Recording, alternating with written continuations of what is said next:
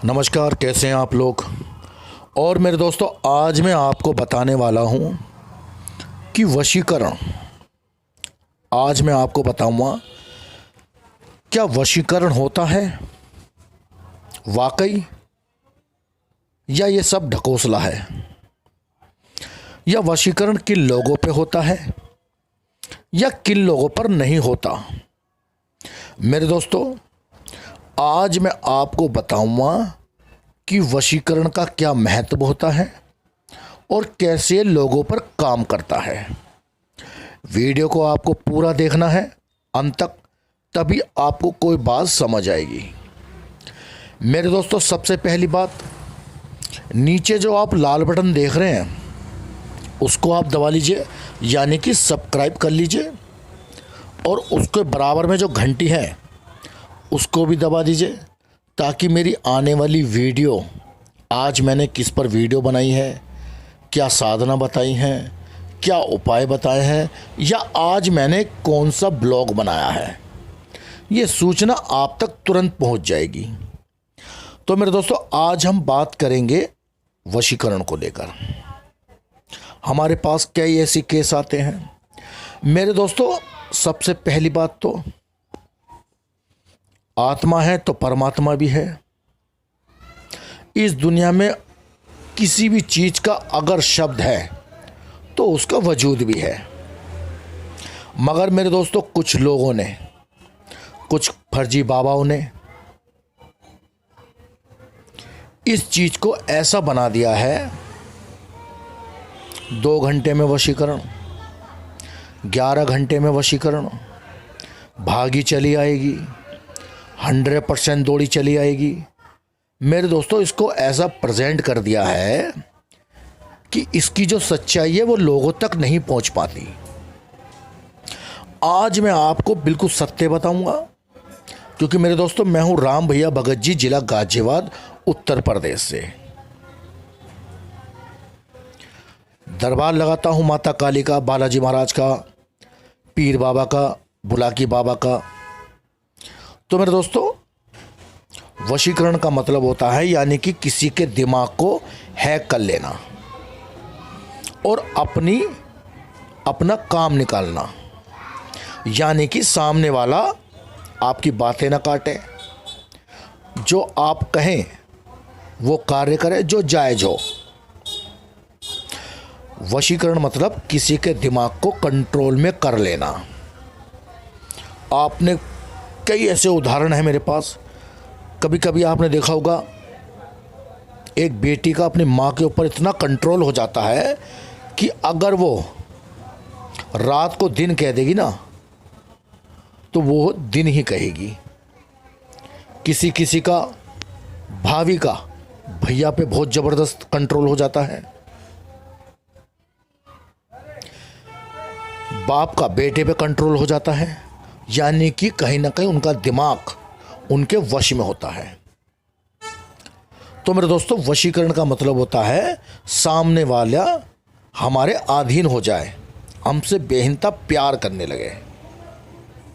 और मेरे दोस्तों, जिसके ऊपर ये चीज़ प्रयोग कर दी जाती है, पूजा पाठ से या तंत्र विद्या से, तो मेरे दोस्तों उसका दिमाग काम करना बंद कर देता है। उसको अच्छाई और बुराई दिखाई नहीं देगी। आप उसको कितना समझा लो, मगर उसको उसी की बात समझ आएगी जिसके ऊपर उसका कंट्रोल है, सामने वाले का। तो मेरे दोस्तों, वशीकरण के लिए एक तो सबसे पहली बात मैं आपको बता दूं, बहुत से लोग वशीकरण का गलत मतलब निकाल लेते हैं। वो सोचते हैं अगर हम इसके ऊपर वशीकरण कर लेंगे तो अपनी जायदाद हमारे नाम लिख देगा, या जैसे हम कहेंगे वैसा ये करेगा। ऐसा कुछ नहीं है। सिर्फ ये प्यार बढ़ाने के लिए, यानी कि अपनी बातें मनवाने के लिए इस चीज़ का प्रयोग किया जाता है। पूजा पाठ द्वारा, या किसी भगत के द्वारा, या किसी तांत्रिक के द्वारा, वो भी बहुत जो काबिल लोग होंगे, उसे बोलते हैं वशीकरण, यानी कि किसी के दिमाग को हैक कर लेना। और मेरे दोस्तों, ये किन लोगों पर ज़्यादा असर करता है? अगर आपके संबंध, हमारे पास बहुत से ऐसे केस आते हैं, गुरुजी मेरी 2 साल से बोलचाल नहीं है, आप कैसे करेंगे? उदाहरण के तौर पे मेरे भाई, जब हमारे पास कोई पौधा नहीं है, पौधा, तो पानी किसे देंगे? जब गाड़ी के अंदर पेट्रोल ख़त्म हो गया तो गाड़ी कैसे चलेगी? किसी भी चीज़ को अगर आप उसका अनुभव करना चाहते हैं तो मेरे दोस्तों आपको नज़दीक रहना पड़ेगा, नज़दीकी बनाए रखनी पड़ेगी, तभी ये कार्य आपका सफल होगा। यानी जो आपकी तमन्ना है, जो आप चाहते हैं कि इस पे मेरा कंट्रोल हो जाए, तो आपको बातचीत जारी रखनी पड़ेगी। यानी कि आपके और उसके संबंध ठीक होने चाहिए, ख़राब नहीं होने चाहिए। ज़्यादातर लोग कब आते हैं? लड़ाई झगड़ा करके, बोलचाल बंद करके, और चलो बोलचाल हफ्ते 10 दिन की बंद हो, चल जाएगा। यानी कि अगर नया नया आपका प्रेम टूट गया है तो उसको जोड़ दिया जाएगा। अब आते हो जी 2 साल हो गए, 3 साल हो गए, 1 साल हो गया, कोई बातचीत ही नहीं है, कोई मुलाकात ही नहीं है, किसी तरह का संपर्क नहीं है, तो मेरे दोस्तों वो संभव ही नहीं है कि उसके ऊपर कुछ किया जाए। यानी कि वशीकरण टाइप का कुछ ऐसी साधना या प्रयोग किया जाए, होएगा ही नहीं। वशीकरण उन्हीं लोगों का कामयाब होता है जिनके संबंध बने हुए होते हैं। यानी कि मेरे दोस्तों पूजा पाठ से, तंत्र विद्या से उसी चीज़ को हम बढ़ा सकते हैं जो ऑलरेडी आपके बीच में तालमेल है। तो अगर मान लो आपके बीच में 10% प्रेम है, उसको 80% कर देंगे, उसको 200% कर देंगे, 100% कर देंगे। अब संबंध ही नहीं है, किसी तरह का कोई मुलाकात ही नहीं है, बोलचाल ही नहीं है, हेलो हाय नहीं है, तो फिर कुछ नहीं हो सकता। ये तो रही सच्चाई की बात। झूठ बोलने वाले बाबा आपको बहुत मिलेंगे, गारंटी देने वाले बाबा आपको बहुत मिलेंगे, मगर हमारे चैनल पे आपको सत्य बताया जाएगा।